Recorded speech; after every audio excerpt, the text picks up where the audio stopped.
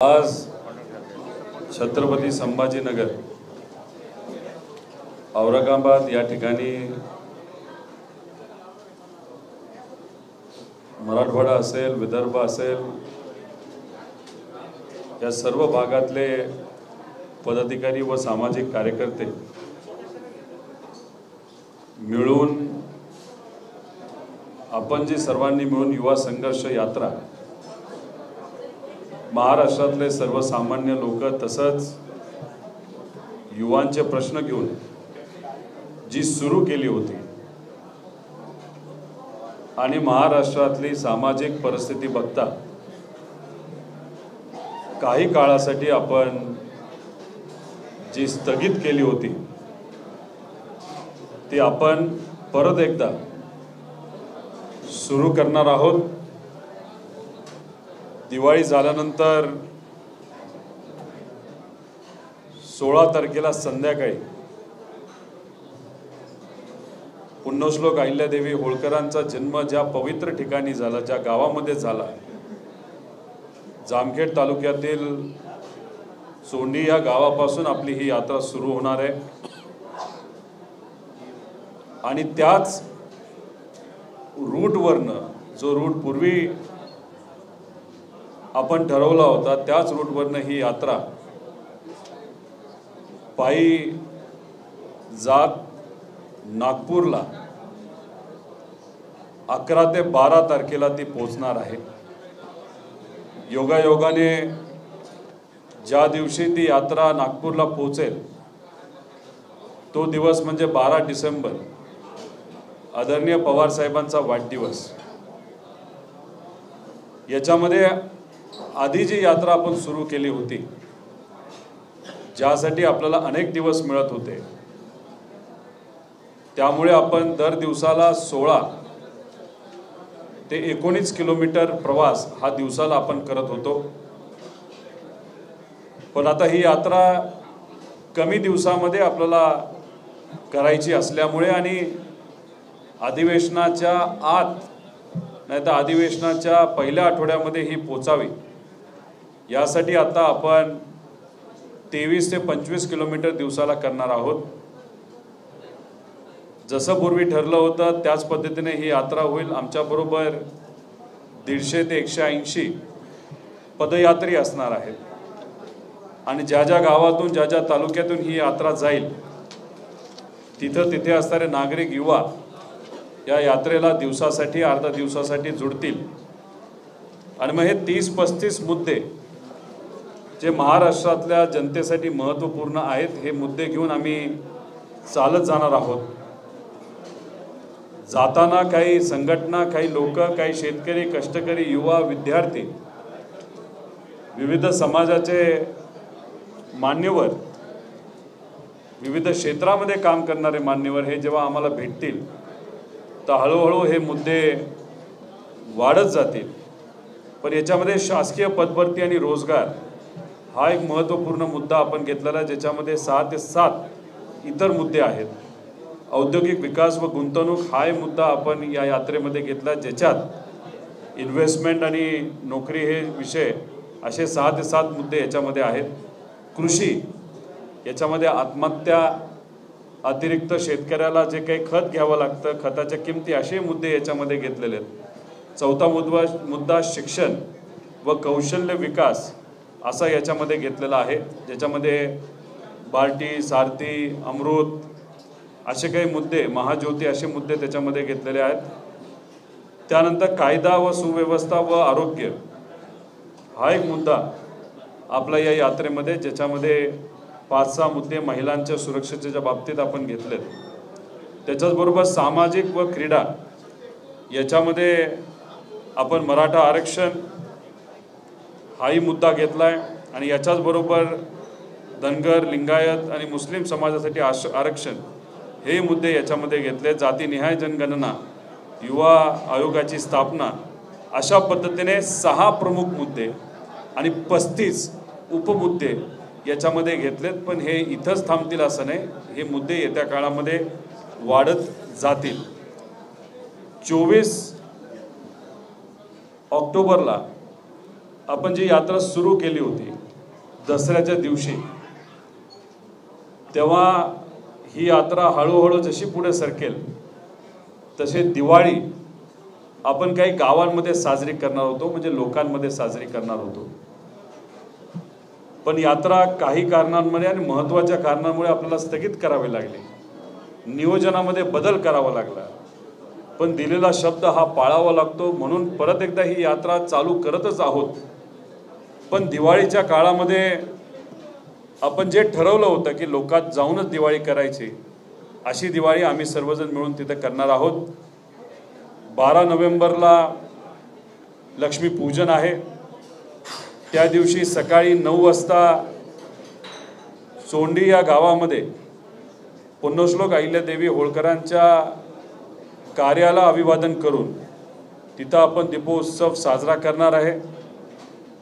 तसंच दुपारच्या वेळेस अंबड जालना जिल्ह्यामध्ये मत्स्योदरी देवीचं दर्शन घेऊन आपण सिंदखेड राजाला पोहोचणार आहोत व तिथं राजमाता जिजाऊ यांच्या कार्याला विचाराला अभिवादन करून तिथे असणाऱ्या नागरिकांच्या समवेत आपण दीपोत्सव साजरा करणार आहोत. त्यानंतर 13 नोव्हेंबरला आपण दुपारी 2 वाजता 2 ते 4च्या सुमारास यवतमाळला जाऊन ग्रामहित संस्था ज्या शेतकऱ्यांनी आत्महत्या केली आहे त्या शेतकऱ्यांच्या कुटुंबाच्या हितासाठी काम करणारी ही संस्था आहे. त्यांच्याबरोबर मी, माझं कुटुंब आणि पदयात्री आम्ही सर्वजण मिळून तिथं 13 नोव्हेंबरचा दिवस त्या ठिकाणी साजरा करणार आहोत. त्याच्याचबरोबर 14 नोव्हेंबर म्हणजे त्या दिवशी आपलं काय पाडव्याचा दिवस. त्या दिवशी आपण सकाळी 9 वाजता बीड इथे असणारं आपलं राष्ट्रवादी जे भवन आहे, जे जाळण्यात आलं होतं, ते कसं जाळलं, कुणी जाळलं या बाबतीत आपण खूप डिटेलमध्ये बोलू शकतो. पण शेवटी पार्टी म्हणून आपण काम करत असताना जसं कुटुंब आपल्यासाठी महत्त्वाचं आहे, तसंच पार्टीसाठी पार्टी कार्यालय, तिथे असणारे पदाधिकारी, कार्यकर्ते, नागरिक हे महत्त्वाचे आहेत. त्यामुळे पाडव्याचा दिवस कुटुंबाबरोबर मी असेल, तसंच त्या भागाचे जिल्हा अध्यक्ष व आमदार संदीप भैया, आम्ही सर्वजण मिळून तो दिवस तिथं साजरा करणार आहोत, पाडव्याचा दिवस. आणि मग तो तिथं साजरा केल्यानंतर 15 नोव्हेंबरला आपण सकाळी 8:30 वाजता मलगंगा देवीचं दर्शन पारनेरमध्ये घेऊन दुपारच्या सत्रामध्ये त्या तालुक्यामध्ये असणारे आणि आसपासच्या तालुक्याचे जे सर्व विधवा भगिनी आहेत त्यांच्या उपस्थितीमध्ये आपण भाऊबीज तिथं साजरी करणार आहोत. आणि मग 16 नोव्हेंबरला संध्याकाळी आदरणीय जयंतराव पाटील साहेब असतील, काँग्रेसचे आणि तसंच शिवसेनेचे काही नेते यांच्या उपस्थितीमध्ये संध्याकाळी आपण एक छोटी अशी सभा ही चोंडीमध्ये जामखेड तालुक्यामध्ये घेणार आहोत. आणि मग 17 तारखेपासून आपली यात्रा ही तशीच सुरू राहणार आहे. त्यामुळे दिवाळी लोकांमध्येच आपण ठरवल्याप्रमाणे साजरं करत, तसंच ही यात्रा युवांचे आणि महाराष्ट्रातील तमाम जनतेचे प्रश्न घेऊन आपण ही सुरू ठेवत 11 ते 12 डिसेंबरला ही नागपूरला हे सगळे मुद्दे घेऊन सरकारला टप्प्याटप्प्याने हे सगळे मुद्दे आणि या मुद्द्यामध्ये असणारं जे काही महत्त्व आहेत ते महत्त्व समजून घेऊन हे सगळे मुद्दे टप्प्याटप्प्याने कसे सरकार सोडवेल यासाठी आम्ही सर्वजण मिळून प्रयत्न करणार आहोत. त्यातला पहिला मुद्दा कंत्राटी नोकर भरतीचा GR मागे घेण्याचा जो होता तो त्यांनी घेतलेला आहे. त्यानंतर इतर मुद्दे जे आहेत ते सुद्धा ते सिरियसली लक्षात घेऊन ते मागे तरी घेतील, नाहीतर त्याच्यामध्ये बदल तरी करतील, नाहीतर न्याय तरी देतील, असा विश्वास आम्ही सर्वजण मनामध्ये ठेवून ही यात्रा काढत आहोत. या यात्रेच्या संबंधित आपल्या सर्वांच्या मनामध्ये जर कुठले प्रश्न असतील तर आपण ते मला विचारावेत. यात्रेच्या बद्दल चर्चा झाल्यानंतर जर इतर कुठले विषय असतील त्या बाबतीत आपण बोलूया, पण पहिले प्रश्न हे यात्रेच्या बाबतीत असावे अशी विनंती आपल्या सर्वांना आम्ही सर्वजण मिळून करत आहोत. यात्रा ज्या उद्देशासाठी तुम्ही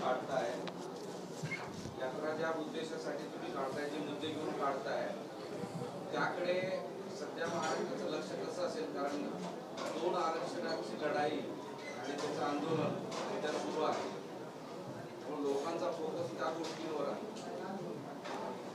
कदाचित राज्यातल्या नेत्यांचा फोकस हा त्या बाबतीत चर्चा व्हावी याच्याकडे कदाचित असावा, पण सामान्य लोकांचं मत आहे की आरक्षण हे मिळालंच पाहिजे. आरक्षण मिळत असताना आज ज्या काही अडचणी सामान्य लोकांना सोसाव्या लागत आहेत, जसं की दुष्काळाची परिस्थिती आपल्या राज्यामध्ये अतिशय हालाकीची आहे आणि याच्यामध्ये गोंधळलेलं जे सरकार आहे, निकामी जे सरकार आहे, त्यांनी कुठेतरी फक्त 40 तालुके हे दुष्काळग्रस्त जाहीर केले आणि इतर तालुक्यांकडे कुठेतरी त्यांनी दुर्लक्ष केलं. मराठवाड्याचे काही पदाधिकारी मिळून आम्ही आज कमिशनर साहेबांना भेटलो. या आपल्या जिल्हे जे मराठवाड्यामध्ये येतात त्यातले काहीच तालुके फक्त हे दुष्काळग्रस्त म्हणून त्यांनी जाहीर केले, पण इतर तालुक्यांना त्यांनी घेतलं नाही. त्यामुळे हाही मुद्दा शेतकऱ्यांसाठी, त्या जिल्ह्यामधल्या नागरिकांसाठी आणि ज्या विद्यार्थ्यांना आज टेन्शन वाटतंय की उद्या जाऊन आमची फी भरता येईल का नाही, त्यामुळे शिक्षण आमचं पूर्ण होईल का नाही, यांच्यासाठी हा मुद्दा महत्त्वाचा आहे जो आपण घेतलेला आहे. नोकर भरतीचा मुद्दा आहे, बेरोजगारीचा मुद्दा आहे, आरोग्याचा मुद्दा आहे, खतं जी महाग झाली तोही याच्यामध्ये आपण मुद्दा घेतलेला आहे. सारथी, बार्टी, महाज्योती, TRTI ह्या संस्थेचे प्रश्न महत्त्वाचे आहेत, तेही सुद्धा याच्यामध्ये आपण घेतल्या. महिला सुरक्षतेचा मुद्दा आहे. त्यामुळे हे सर्व जे मुद्दे आहेत ते महत्त्वाचे आहेच आणि या सगळ्या मुद्द्यांवर आज महाराष्ट्रातली जनता दररोज संघर्ष करत आहे आणि ही संघर्ष यात्रा त्याच संघर्षाचे एक प्रतीक आहे. त्यामुळे तुम्ही म्हणत असला तरीसुद्धा आम्हाला विश्वास आहे की लोक या बाबतीत चर्चा करेल. सरकार करेल नाही करेल हा मुद्दा नंतरचा, पण लोकांनी या बाबतीत चर्चा करावी, कारण का शेवटी मुद्द्यावर बोलण्याशिवाय अडचणी सुटत नसतात. आज हे सरकार मुद्द्यावर न बोलता नको त्या विषयावर त्या ठिकाणी चर्चा करत आहे, जसं की कोण मंत्री होणार, कोण मुख्यमंत्री होणार, कोण पालकमंत्री होणार, त्या मुद्द्यांपेक्षा हे मुद्दे जास्त महत्त्वाचे आहेत. आरक्षणाचाही मुद्दा महत्त्वाचा आहे, तोही मुद्दा आपण या यात्रेमध्ये घेतलेला आहे.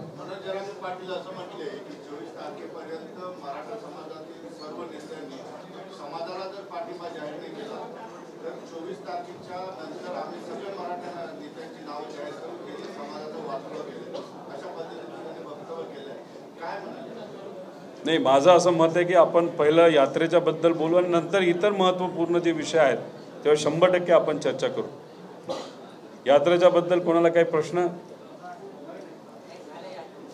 ठीक आहे. आता इतर आपले जे प्रश्न आहेत ज्याच्यामध्ये आपण हा मुद्दा जो या ठिकाणी बोलून दाखवला, जरांगे पाटलांनी आजच प्रेस घेऊन या बाबतीत कदाचित वक्तव्य केलं असं आम्हाला समजतं. त्यांनी त्यांची भूमिका मांडलेली आहे. 24 डिसेंबरपर्यंत आपण सर्वजण वाट बघणारच आहोत. आपल्या सर्वांची भूमिका हीच आहे की आरक्षण हे मिळालंच पाहिजे आणि योगायोगाने सरकार केंद्र आणि राज्य सरकारमध्ये एकाच विचाराचं आहे आणि राज्यातसुद्धा सरकारने जेव्हा एक बैठक सर्व पक्षांची बोलवली होती तिथं सर्व नेते आले होते की आपल्याला जर आत्ता लवकरात लवकर आरक्षण देता आलं तर दिलंच पाहिजे आणि त्यासाठी जो काय पाठिंबा असेल सर्व पक्षांनी दिलेलाच आहे. 2 महिने आपल्या हातामध्ये आहेत. 2 महिने उलटण्याच्या आतच सरकार या बाबतीत सकारात्मक निर्णय घेईल अशी अपेक्षा आपण सर्वजण करूया. त्यानंतर जरांगे पाटील साहेब जी भूमिका घेतील, लोक जी भूमिका घेतील हे 24 तारखेनंतरच आपल्याला कळेल. त्यामुळे त्यानंतरच याच्यावर बोलता येईल.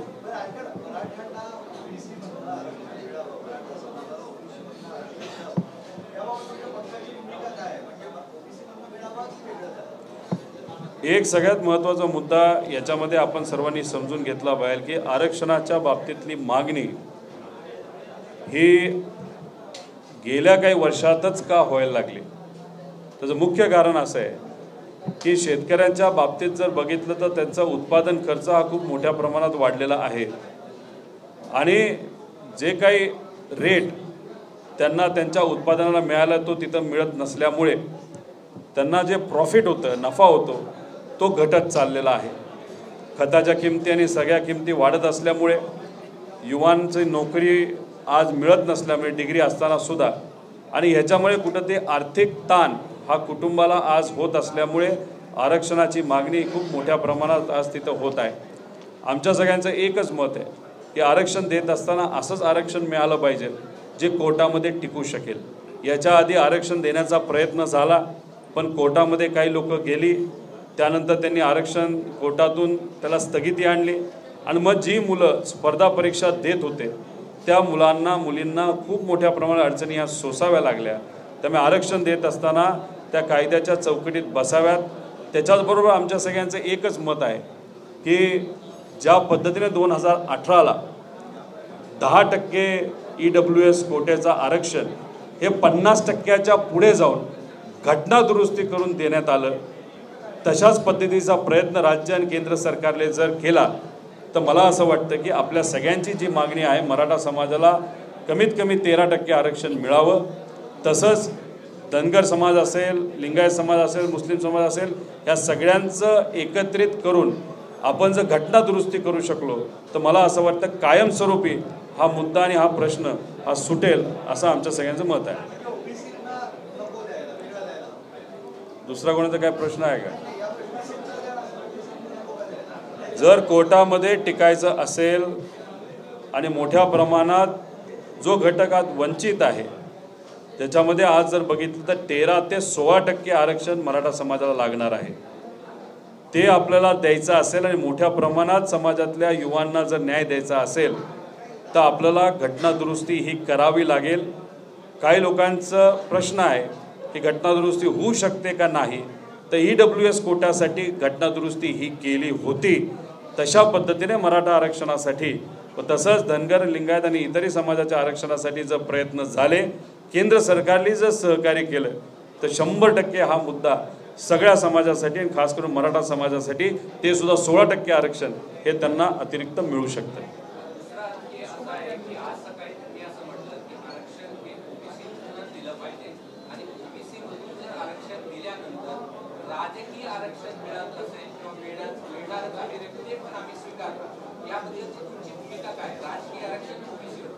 हे बघा, याच्याबद्दल त्यांनी एक्झॅक्टली काय म्हणलं हे कुठंतरी आपल्याला ऐकून घ्यावं लागेल, समजून घ्यावं लागेल. त्यांची आजची प्रेस कॉन्फरन्स ही मी ऐकलेली नाही. ते काय बोलतात, कुठल्या शब्दावर स्ट्रेस करतात हे समजून घेतल्यानंतरच याच्यावर खूप जास्त स्पष्टपणे आम्हा सगळ्यांना बोलता येईल.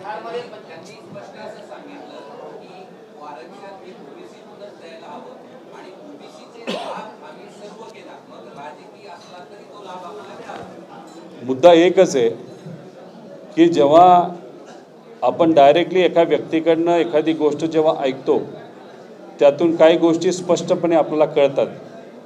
काल मी मुश्रीफ साहेबांबद्दल एक वक्तव्य केलं, उलट त्यांची बाजूच घेत होतो. त्यांना असं वाटलं जेव्हा पत्रकारांनी प्रश्न विचारला की मी त्यांच्या विरोधात बोललो आहे.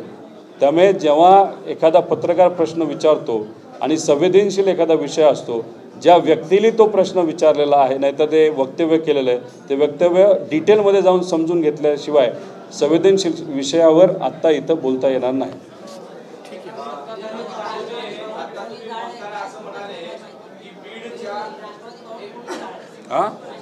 बीडचं राष्ट्रवादी भवन काय बरं, याच्यावर तुम्ही बीड जिल्ह्यामध्ये एकदा जावा.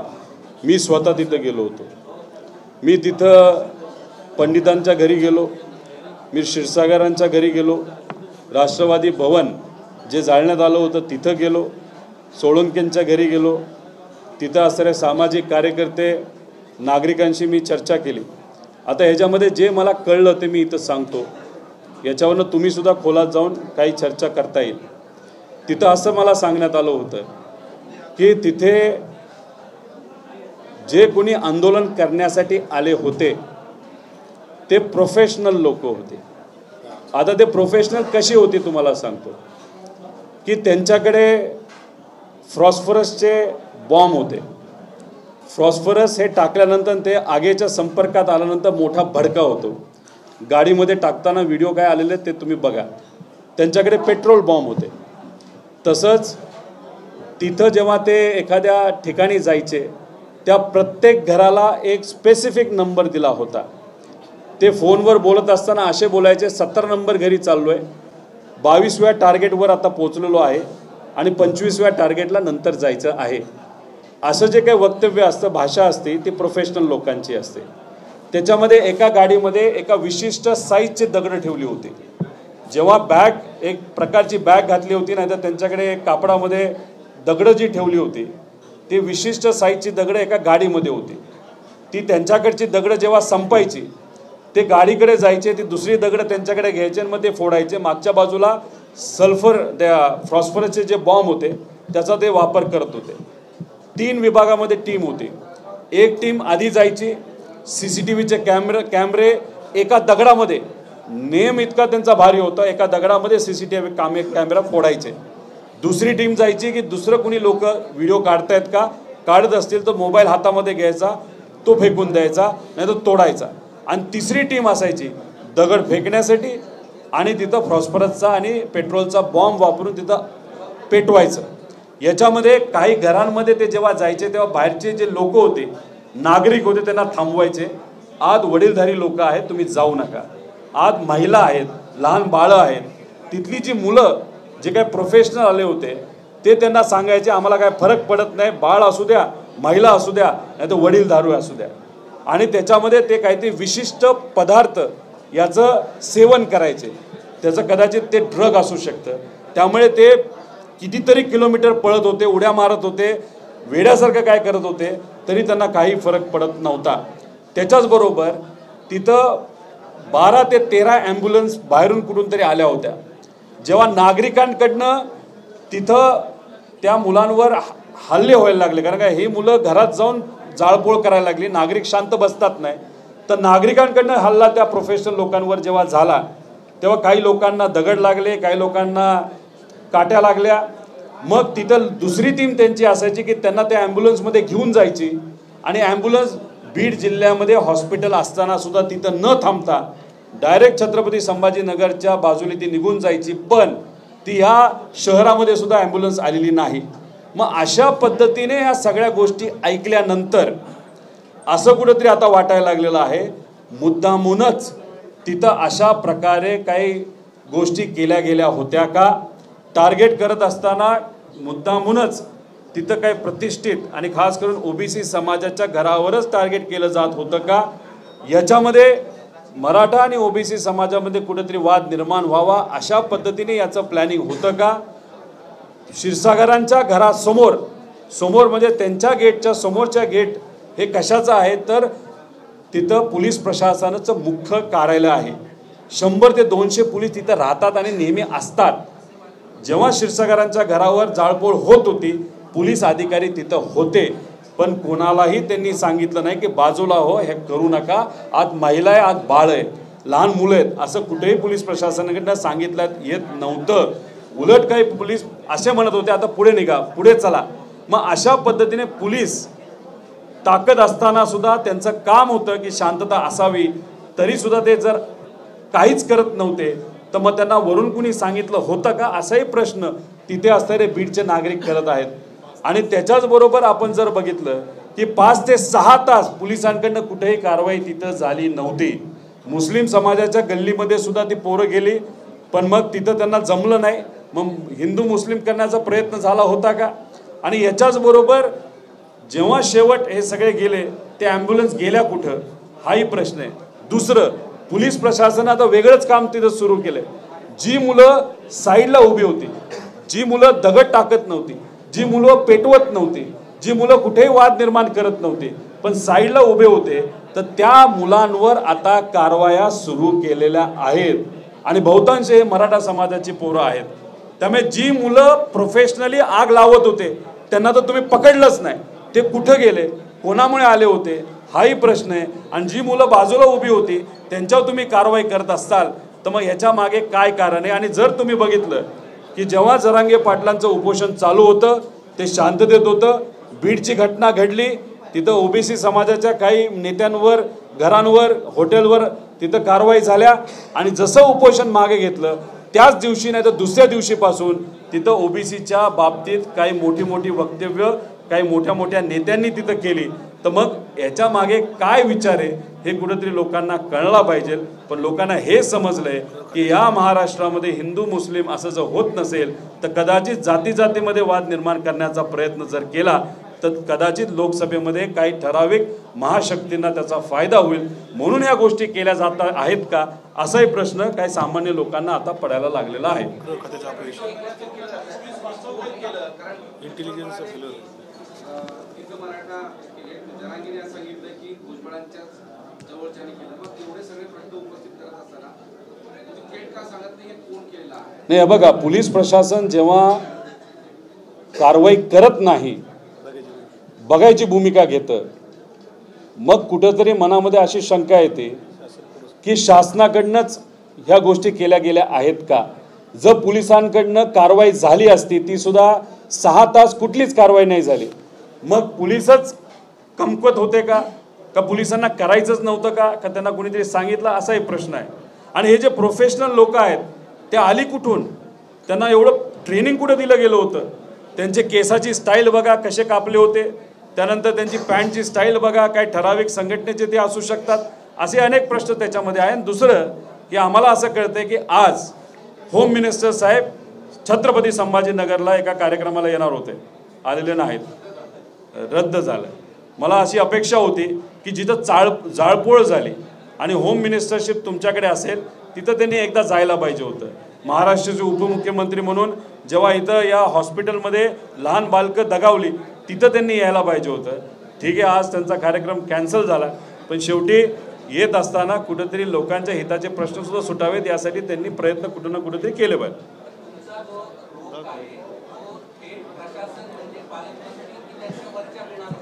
माझा थेट रोष एवढाच आहे की तिथं असणारे जे पोलीस प्रशासन आहे त्यांनी कुठलीही कारवाई तिथं का नाही केली.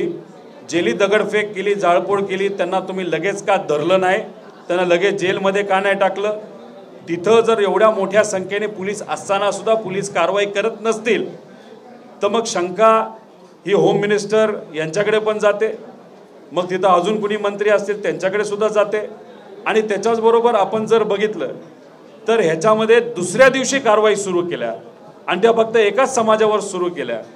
पण ही जी प्रक्रिया आहे ना ते जाळपोळ आहे ते एका विशिष्ट प्रोफेशनल लोकांनी केली असताना मग तिथं कुठेतरी वाद निर्माण करण्याचा प्रयत्न हा केला जातो. आणि त्याच्याचबरोबर काही नेते तिथं येऊन वेगळी वक्तव्य करतात, वेगळ्या समाजामध्ये वाद निर्माण करण्याचा प्रयत्न करतात. त्यामुळे आज मुद्द्याचं बोलण्याची जरूरत आहे. उगाच समाजामध्ये वाद निर्माण करून महाराष्ट्र पेटवण्याचे दिवस आज नाहीत. मंत्री बोलतात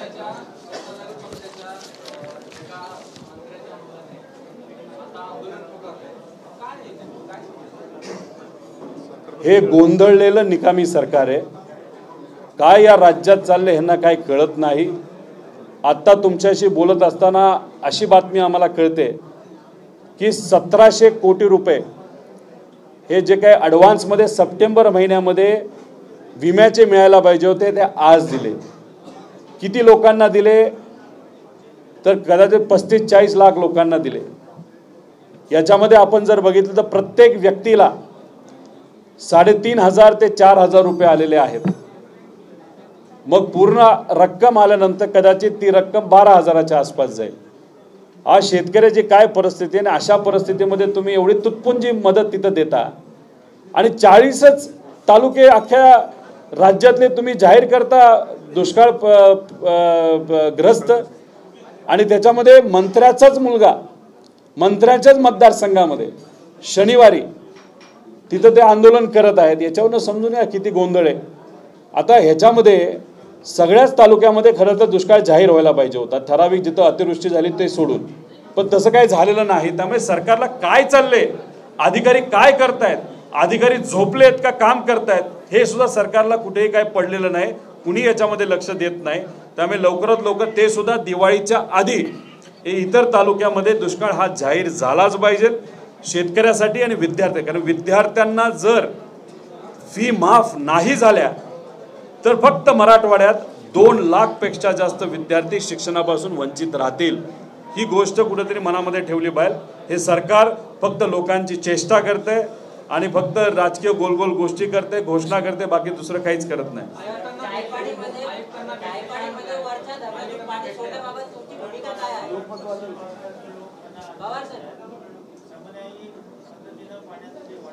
तोच मुद्दा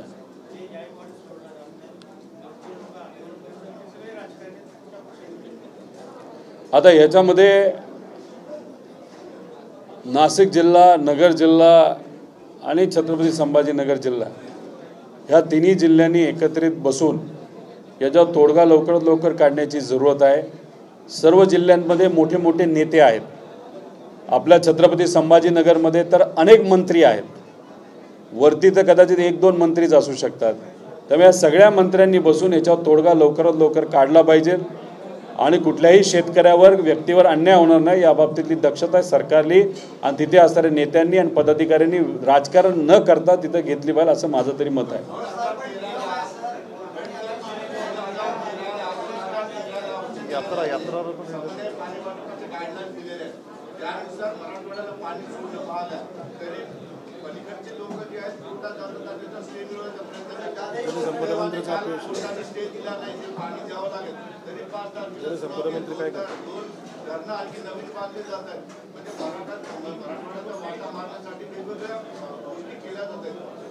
आज खरं तर जलसंपदा मंत्री येणार होते, ते जर आले असते तर तुमच्या बरोबर इथल्या नागरिकांबरोबर मी स्वतः त्यांना भेटून विनंती केली असते की या तिन्ही जिल्ह्यांना एकत्रित बसवा आणि सगळ्यांना तुम्ही मार्गदर्शन करा आणि जे कुठले नेते तुम्ही म्हणत आहात आमच्या पक्षातले ते आता आमच्याकडे न राहता आता दुसरीकडे गेलेले आहेत, सत्तेत गेलेले आहेत, त्यामुळे त्यांनी सगळ्यांनी मिळून मार्ग काढण्याची जरूरत आहे।